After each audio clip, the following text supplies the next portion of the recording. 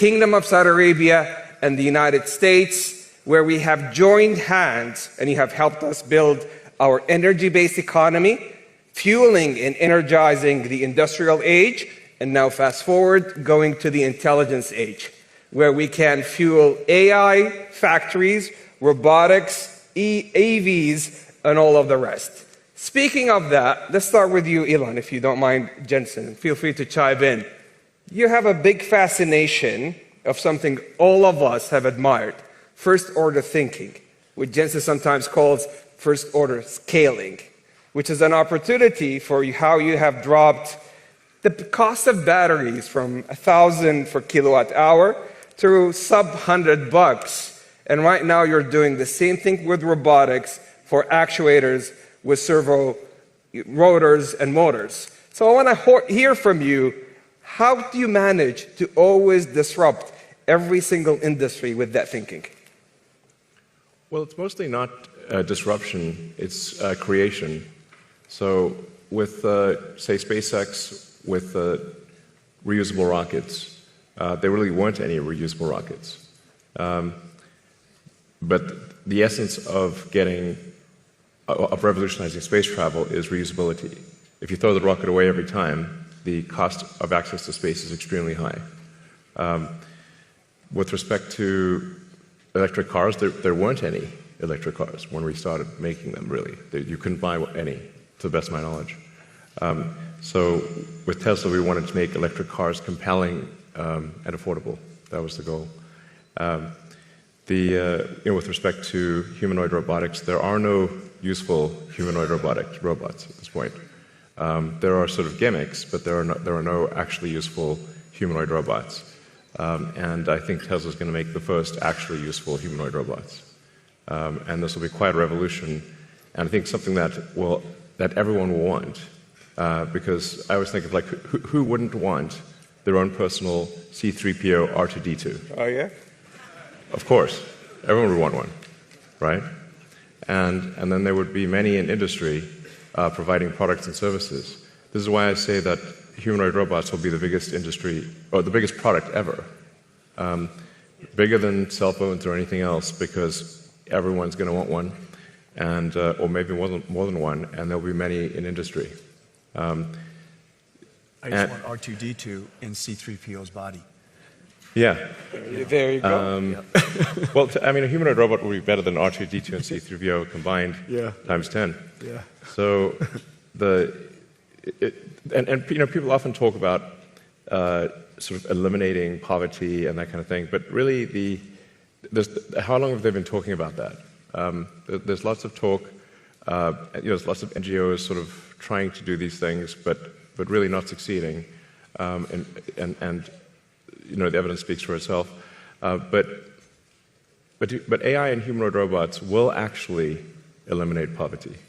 And Tesla won't be the only one that makes them. I think Tesla will pioneer this, but there will be many other companies that make humanoid robots. But there is only basically one way to make everyone wealthy, and that is AI and robotics. And we can't talk about robotics without AI factories. And yesterday was such a historic day for the two nations, but also for all of us, where we celebrate the AI strategic partnership with the US, signed, witnessed by the Honorable President and His Royal Highness, about how we are committing our capital, energy, land to energize the AI US ecosystem, to be able to build inference nodes, training nodes, and to be the most AI-enabled nation. With that announcement, tell me what's next in AI factories, Jensen? There's a beautiful story about how Saudi Arabia is building AI refineries and now building oil refineries to AI factories. I love that. I've said that AI is an infrastructure, and the reason for that, of course, we understand AI from the perspective of the technology and how it's revolutionizing every industry. Digital intelligence, of course, has applications into every field. And so it's going to be used by every company, every industry, every country. In that way, it's foundational, and therefore it's part of infrastructure. What is new about AI from a computer science perspective is that the way computing was done in the past was largely retrieval-based computing. Somebody typed in a story, or somebody created a piece of art, or came up with 4 versions of a digital ad, or it's all pre-built by somebody, which is then using a system to retrieve the appropriate version for you. It's a retrieval-based computing model. Hadoop and many of the frameworks and operating systems of the past, all designed to retrieve the appropriate information for you. But today, software is going to be generated in real time. It's generative. Based on the context, based on the circumstance, based on who you are, based on the problem you asked, based on your prompt, it will generate unique content for you. Every single time, for everybody, it's unique. When you use Grok, every time you use it is different. We all love Grok. Right, based on the prompt that you give it, and based on the circumstance, and so therefore, it used to be retrieval based. Today, it's generative, and if it's generative, then and every time is different, then you need AI factories all over the world to generate the content in real time, which is the reason why you need AI factories. And this is a unique way of doing computation, but the benefit, of course, is that everything isn't preconceived and pre-documented, and it's contextually sensible and therefore intelligent. So AI factories and robotics, and we heard it yesterday from His Royal Highness, his vision, how to augment our workforce with roughly tens of millions of robotics to be able to infuse the next wave of productivity and progress. But this scares a lot of folks here when it comes to the future of jobs. So let's hear about your thoughts, Elon and Jensen, on that.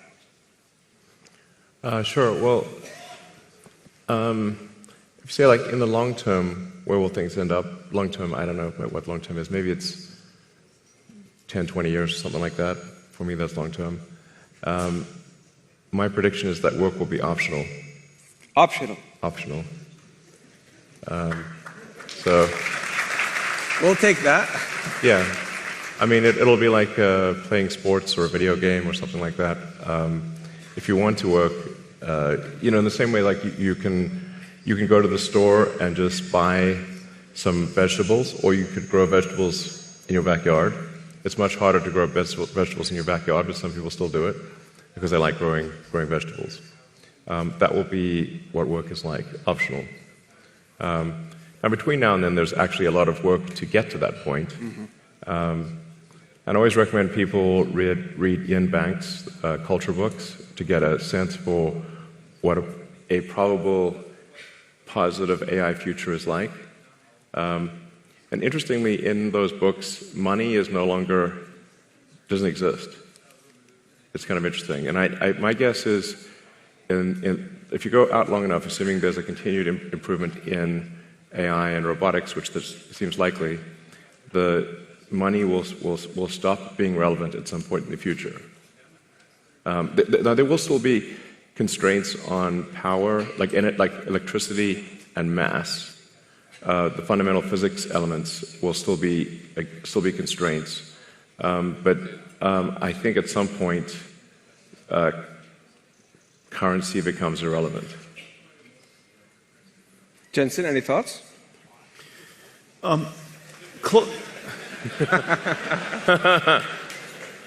the way, the Nvidia earnings call is later today. And by the way, since currency is relevant. Cheers. Elon just wants to share with you some breaking news.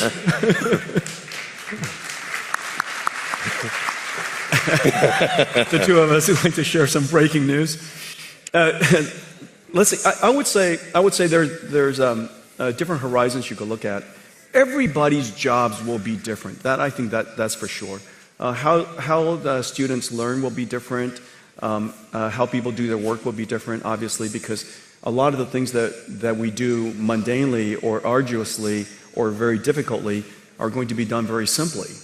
And so we're going to be more productive from that sense. One of the things that I will say is that for most people or a company, if your life becomes more productive, and if the things that you're doing with great difficulty become simpler, it is very likely, because you have so many ideas, you'll have more time to go pursue things. It is my guess that Elon will be busier as a result of AI. I'm going to be busier as a result of AI. And the reason for that is because we have so many ideas we want to pursue, so many things that we still have in our backlog inside our company that we can go pursue. If we were more productive, we can get to those things faster.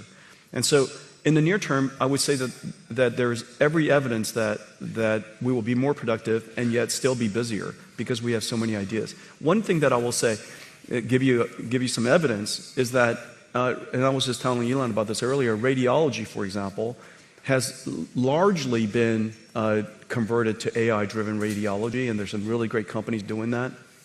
And the surprising thing is the prediction that all radiologists would be the first jobs to go was exactly the opposite. The trend shows that there are more radiologists being hired now as a result of AI.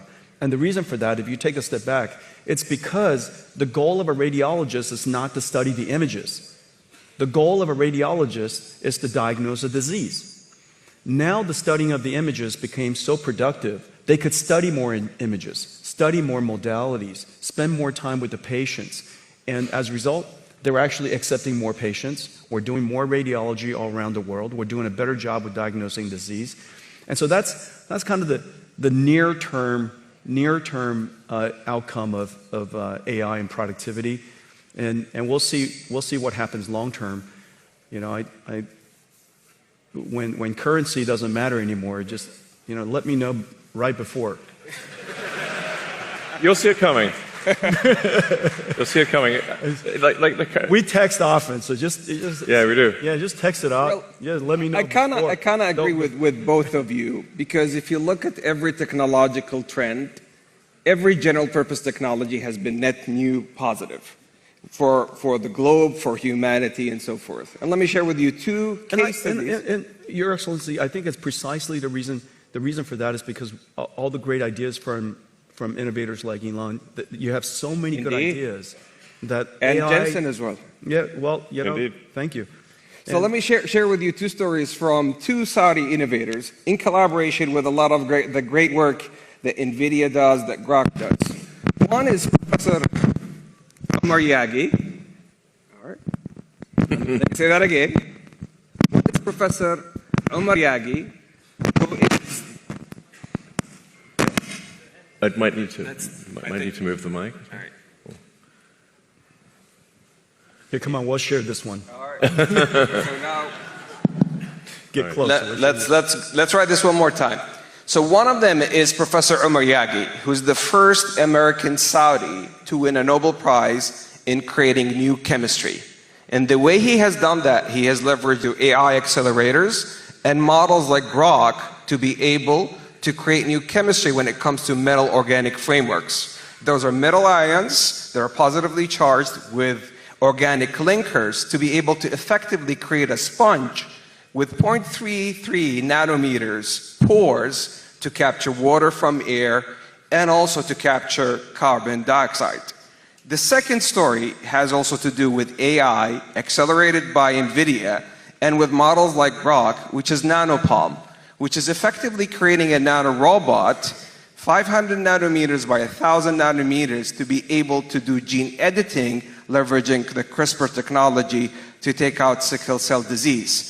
Now, in both these instances, they originated 20 years ago in research, but AI was able to really accelerate the outcomes and the outputs such that we can move into new value pools. So I think with every technological trend, humanity is going to always manage to shift to new value pools when it comes to workforce and productivity. But we have some great announcements to talk about here today. Let's begin with you, Elon, the things that we're doing with xAI. Yeah, we're excited to announce that we're doing a 500 megawatt. I mean, yeah, 500. Sorry. 500 megawatt. 500 megawatt. Yeah. We're doing 500 megawatts. Sorry, Not there's. quite, yeah. Yeah. No, the 500 gigawatt one will have to wait. That'll be $8 trillion. Stop that.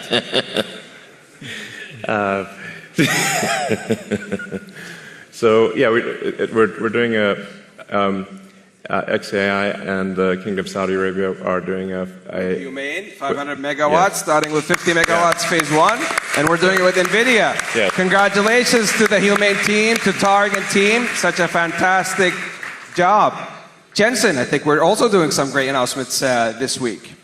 We are? Yeah. We're announcing all kinds of things. Our partnership with Humane is going incredibly well. First of all, we worked together to get this company started and off the ground, and just got an incredible customer with Elon.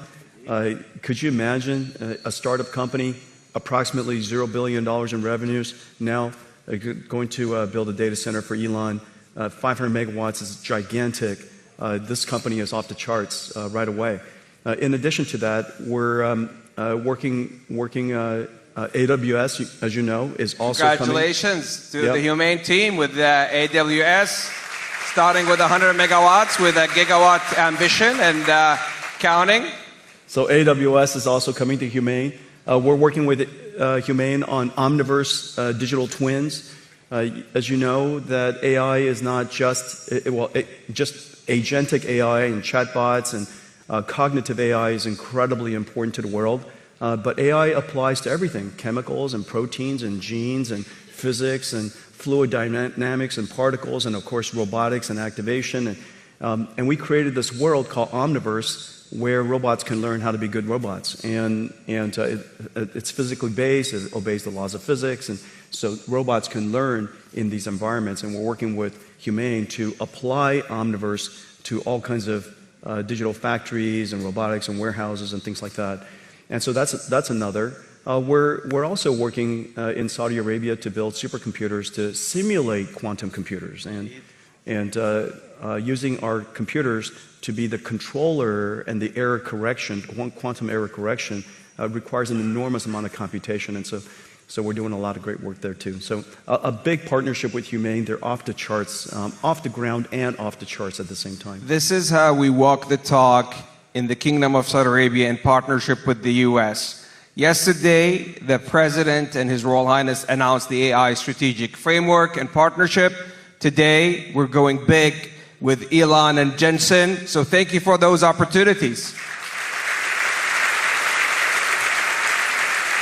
Now, they told me I have time for 2 last questions. So last night at the dinner, I got a number of questions because it seems that the schedule leaked. And everybody was giving me hints about the last 2 questions I'm going to do. So the first one was for you, Elon. And there's a big one for you, Jensen. So prepare for that one. AI in space, is that possible? Yes. If civilization continues, which it probably will, then AI in space is inevitable. I always have to preface that, We shouldn't take civilization for granted. We need to make sure to take care to ensure that civilization has an upward arc. I mean, any student of history knows that civilization does not always have an upward arc, and in fact, civilizations have life cycles. So hopefully we are in a strong upward arc. I think we are for now, but we don't want to take that for granted or be complacent. But the way to think of AI in space is that in order to achieve any meaningful percentage of a Kardashev 2 scale civilization, where you're using even a millionth of the sun's energy, you must have solar-powered AI satellites in deep space.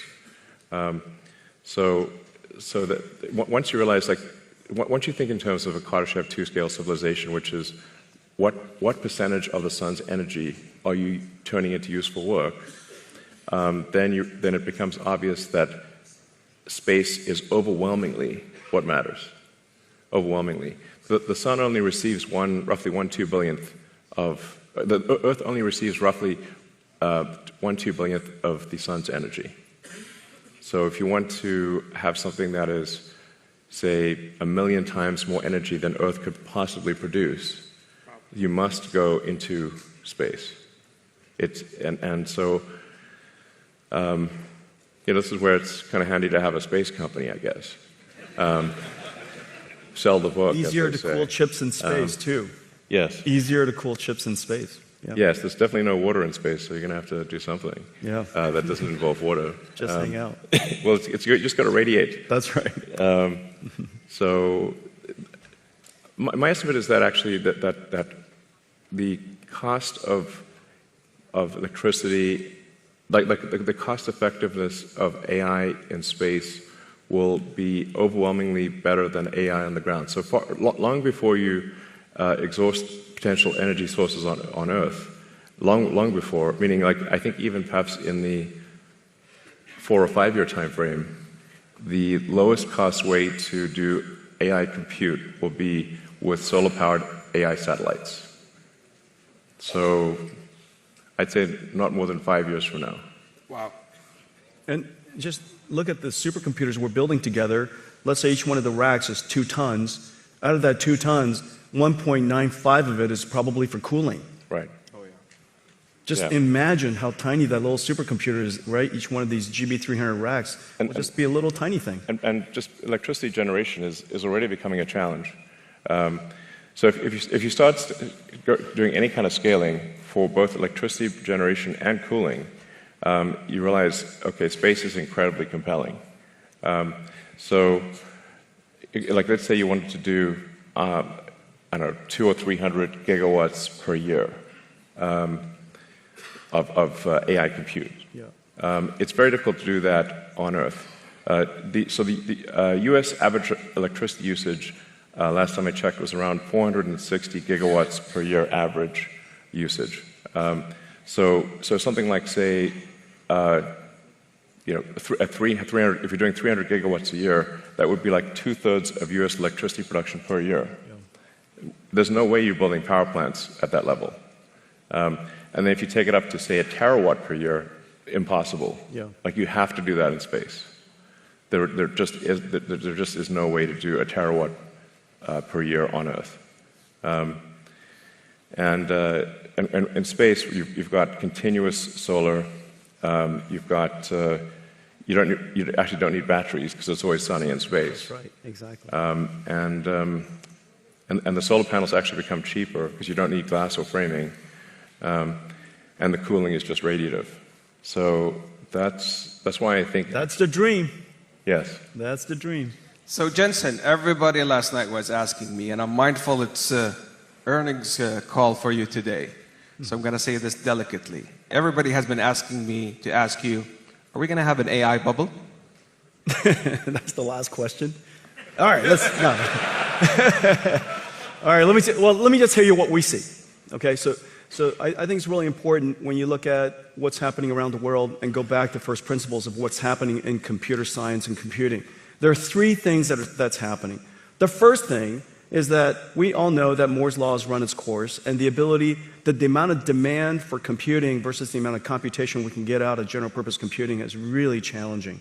And so the world's been moving to accelerated computing for some time. We've been pushing this now for over 20 years. Let me give you one statistic. I was just at supercomputing. 6 years ago, CPUs were 90% of the world's supercomputers, top 500 supercomputers. 6 years ago. This year, less than 15%.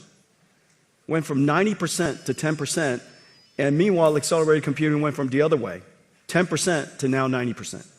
Okay, so you're seeing that inflection point, the transition in high-performance computing from general-purpose computing to accelerated computing. Well, one of the most intensive computation things that the world does in cloud is data processing. Several $100 billion of computation is done on just raw data processing. It has nothing to do with AI.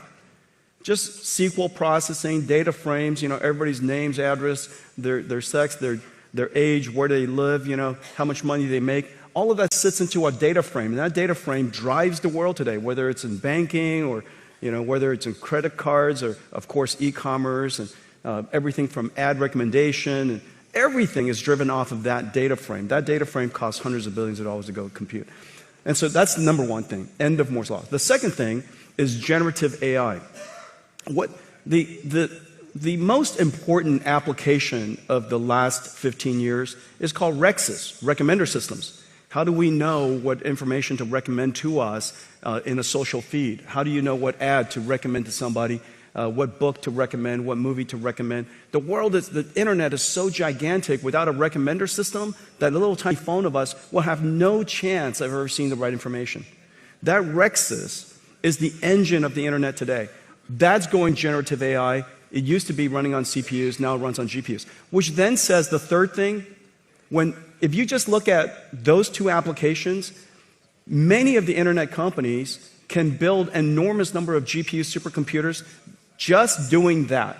Of course, then it creates the third opportunity on top of it, which is agentic AI. This is Grok, and this is OpenAI, this is Anthropic, this is Gemini. Agentic AI sits on top of that. But don't forget to think about what is happening underneath what everybody sees as AI today.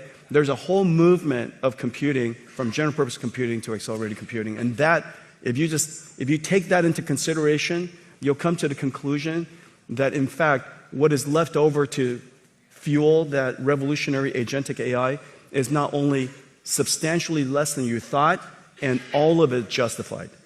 Well, I was just informed by the team that my boss and your bosses is going to talk next, the Honorable President and His Royal Highness the Crown Prince, and hence we ran out of time. But in essence,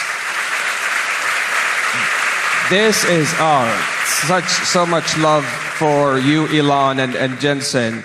But this, in essence, is a 92 alliance that shifted from energy to digital to the intelligence age, powered by pioneers such as Elon and Jensen, to serve humanity and create on a net new basis new economies, new jobs, and a better future for humanity, powered by the Kingdom of Saudi Arabia and the United States. Thank you for a lifetime partnership and friendship. Thank you, Elon. Thank you, Jensen. Thank you.